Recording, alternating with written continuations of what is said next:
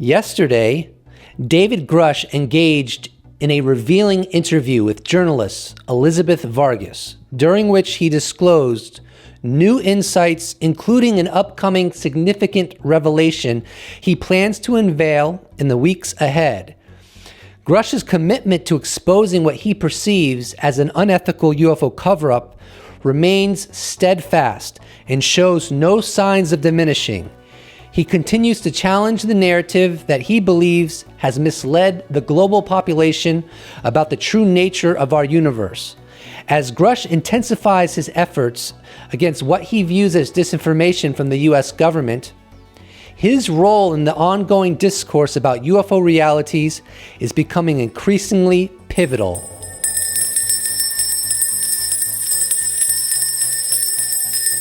And, what we're witnessing right now is, quite frankly, the greatest legislative failure in American history. You had a very strong amendment for government transparency on this issue. Whether you believe my allegations or not, this is a government transparency issue. I'm going to cite Christopher Sharp's latest article in his publication, Liberation Times.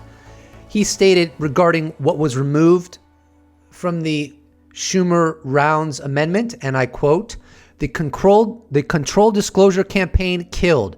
The independent review board dedicated to the disclosure of UAP information and materials killed. The authority of eminent domain wielded by the U.S. federal government over any materials or biological evidence of unknown or non-human origin killed. New whistleblower and witness protections killed. And then he goes on to say later, or before perhaps, those hostile to transparency and democratic oversight are now known. To provide a few examples, according to multiple Liberation Times sources, they are Lockheed Martin, Representative Mike Turner, Chair of the House Intelligence Committee, Representative Mike Rogers, Chair of the House Armed Services Committee, Representative Mike Johnson, Speaker of the House, Senator Mitch McConnell, Minority Senate Leader, Senator Roger Wicker, ranking member of the Senate's Armed Services Committee. Elizabeth Vargas stated the following during the interview that she conducted. You've had strong words for Representatives Mike Turner of Ohio and Mike Rogers of Alabama, both of whom helped kill those two key provisions. They're arguing classified information could leak, and that would be dangerous to the United States of America. What's your answer to that? And here is David Grusch's partial answer to that. The panel was supposed to review the classified records and provide the president a recommendation because he is the original classification authority, OCA, for the executive branch, and he makes that final classification determination. It's not the panel. They're just helping advise the president. So there's no reason for anything to leak, no national security equities to be compromised if conducted in a professional manner. Now, Tiger Rogoway, the creator, editor-in-chief of the War Zone at The Drive, had a really interesting comment on November 25th when we were first hearing reports of the pushback against the Schumer-Rounds amendment passing. And I quote from his tweet, just catching up here on the chatter that Schumer-Rounds UAP bill is in trouble. Can't vouch for the claims, but if they are true, I am not surprised at all. The reality is that it's only going to get way worse if it doesn't make it in terms of scrutiny, especially for those who are pushing for it to be shot down, as well as eye-catching claims. If there's nothing truly exotic to hide, then what's the issue? Why not just quell some of this with some government accountability and transparency? Hell, it's still a government-controlled initiative with many controls in it to protect traditional programs and larger national security concerns. And it certainly isn't a funding issue. This is a microscopic organism in the federal government's budget. Just more fuel on the fire, and the optics would be really bad if this gets cut. Will be interesting to see where this goes, but skeptics and believers alike should both be on the side of seeing this move forward, although I am sure many would disagree on this unwinnable issue. At this point, where some see blank and some see evidence hitting new heights, why not move beyond the endless debate and see what comes of an initiative like this? Or just keep the merry-go-round spinning. Maybe for some that's more attractive, I don't know. It will be interesting to see how Congress splits on this after the fact. On multiple occasions, David Grusch has hinted toward having first-hand knowledge or experience with UAP, but he's always held back from going any further than that, basically from hinting. And he goes the furthest he's ever gone in that arena in the Elizabeth Vargas interview we're covering right now.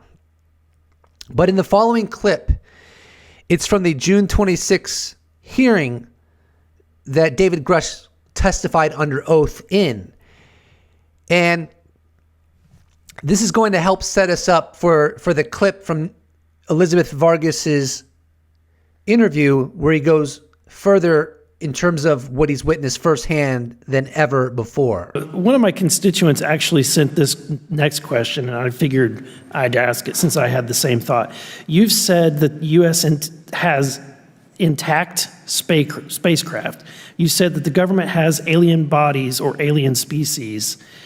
Have you seen the spacecraft?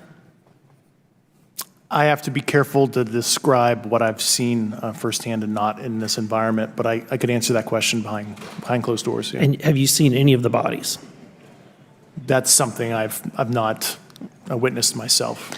What's really interesting about that clip, when Representative Burleson asked Grusch if he's seen the alien spacecraft, he said that that's not something he can answer in this environment. It would have to be done in a skiff.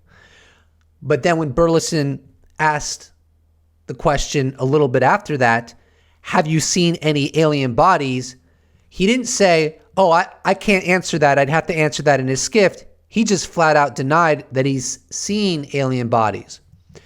So looking at this as a whole, it's almost as if he's implying that he has seen,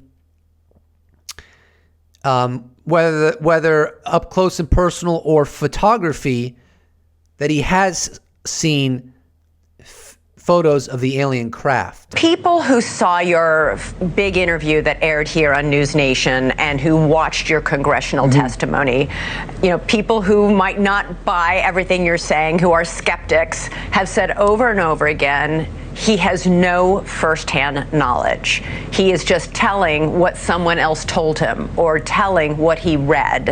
How do you respond to people who say, because you don't have any firsthand knowledge, maybe we shouldn't believe you? Well, I couldn't be very upfront about my firsthand knowledge until recently. I got some other security approvals through the pre-publication and security review process. And I did have some firsthand knowledge of some specific parts of the program. I'm currently drafting an op-ed that I'm going to release in a few weeks, and I will be discussing what I actually do know firsthand. I just could not overtly discuss that at the time, including at the hearing, because the Pentagon and the IC were sitting on some of my pre-publication and review paperwork at the time, so I could not acknowledge that. So what he's saying is that recently, and this is as far as I understand, but recently, the Department of Defense pre-publication security and policy office was holding and reviewing what he wanted to share publicly. And what the Department of Defense pre-publication security and policy reviews, which is often referred to as DOPSR, does is they review material that someone wants to share, and they don't give the okay for that person to share the information until it has been cleared and ascertained not to contain any classified information.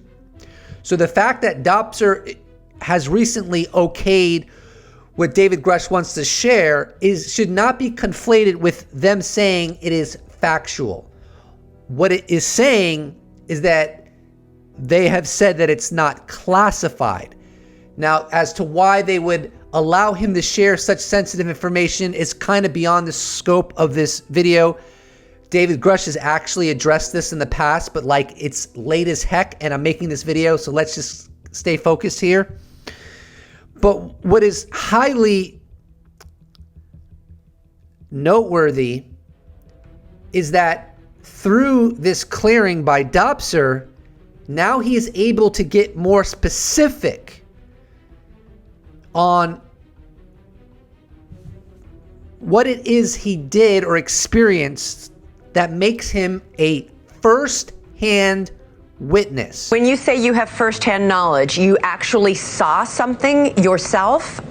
Well, the deeper description of what I know has been redacted. They proposed a redaction in a pre-publication and security review response a few days ago, and they're telling me to withhold legally some of the firsthand knowledge I have, but I'm allowed to generally discuss that I was read into a UAP-related program directly by the U.S. government. So I would argue that the fact that the DOPSR will not allow him to get too specific with the nature of the first-hand knowledge he has seems to, at the very least, suggest that this is something legitimate, because he can only go so far in what he reveals. And whatever it is that he is going to reveal regarding his first-hand knowledge experience, that is going to be, as it appears, part of the op-ed that he's going to publish in the coming weeks, which I'm looking forward to, and I think is going to progress the disclosure process, because it's very clear that there are very powerful and motivated interests within the U.S. government and aerospace industry that does not want this to come out. But then again, there are people like David Grusch and other whistleblowers, some known and unknown, that are going to confront that scenario. This naturally brings me to a tweet from July 20th, 2023 from Lou Elizondo. He responds to Marcus Wolf, who said, and he, that is David Grusch, has zero firsthand info, zero. He heard from a person he can't name, BFD, to which Lou Elizondo responds, you are wrong. You don't know the full story. Have a good day. It's time for a little inside baseball, if you will. Matthew Pines, I think, has very good sources and a good head on his shoulders. So we're going to cite him. Obviously, I don't suggest taking this as gospel, but I think it's worth including in this video nevertheless. He responds to Mike Colangelo. Mike Colangelo wrote, Dave Grusch says that the watering down of the Schumer-Rounds amendment is the greatest legislative failure in human history, or American history. And of course, that's from the Elizabeth Vargas interview that took place yesterday. And Matthew Pines responds, Dave knows a lot and knows a lot of people that know even more. There are now a lot of people in Congress, their staff, and the National Security Council, and the Executive Office of the President that know what they all know. They now know things they can't unknow. It's just a question of when and how you will know what they know. And then someone asked a question about how you know this, inside baseball, if you will. And Pines responded, I've spoken with former U.S. government senior officials, journalists looking into this, certain tech leaders, and those adjacent to Grusch. Tomorrow night, we will have part 2 of my interview with David Grusch tomorrow, and he takes on his critics with the gloves off. So I'm really looking forward to that.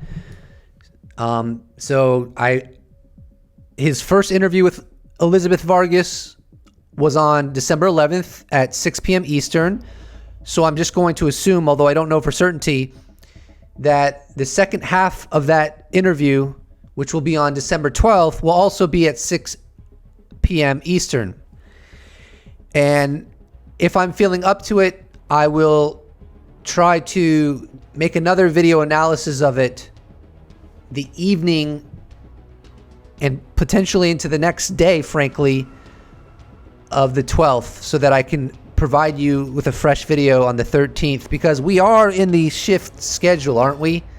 Of course, honestly, as I've mentioned before, my productivity always goes up when I'm sleeping better and I'm functioning better. One thing I want to say about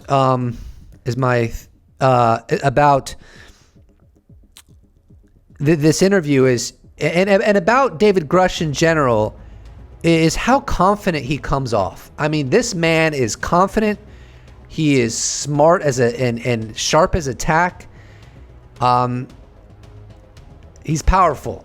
He really is. I can't say if he's telling the truth, obviously. I think he is, but If he's not telling the truth and he's deceived, then he's the perfect man for the job, if you will, whether that was intentional or not, because he's a powerful dude. And I want to share one last thing with you, and that is I made a little video for my good friend James Iandoli of the YouTube channel Engaging the Phenomenon.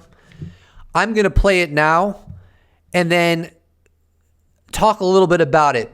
Basically, it's me introducing a week that's coming up where we focus on crash retrievals. What we're witnessing right now is, quite frankly, the greatest legislative failure in American history. The Schumer-Rounds Amendment got gutted. Had it not, it would have been a clean way to get to the bottom of the allegations swirling. The allegations of NHI craft having been recovered have been made by people like Colm Kelleher, David Grusch, Carl Nell, James Lukatsky, Gary Nolan, Eric Davis, Lou Elizondo, Jonathan Gray, and others. While we may not yet have the UFO transparency we all wish for, that shouldn't stop us from talking about these very serious allegations made by very serious people, which is why from December 24th to the 30th, that is the last week in December, we're celebrating, as in you and me, Crash Retrieval Week, where we'll focus on the artifacts that have been reportedly recovered, including those of the biological kind, and the impact this has on reality, our reality. I hope you join us and take part. Looking forward. So I'll link to that video that's on James Iandoli's channel, Engaging the Phenomenon, where he goes into more depth on what the Crash Retrieval Week encompasses. And with that, I think we'll just wrap this video up. There's a lot of stuff I still want to cover, but I want to keep this video focused on just the Grusch interview. And definitely don't forget to subscribe, because we're just getting started, and I do think 2024 is going to be more wild than 2023. And if you'd like to support this channel, you could check out my merch shop where I sell t-shirts. You could become a YouTube member. You could become a patron. You could give me a one-time donation. All of those potentialities can be accessed in the description box below. Or you could just slap a like on this bad boy, and I'll appreciate it so much. Thank you so much for watching, and I look forward to seeing you in the next episode. Special thanks to all patrons, YouTube members, those that have bought merch, those that have given me a one-time donation. I couldn't do without you. Thank you so much. See you in the next episode.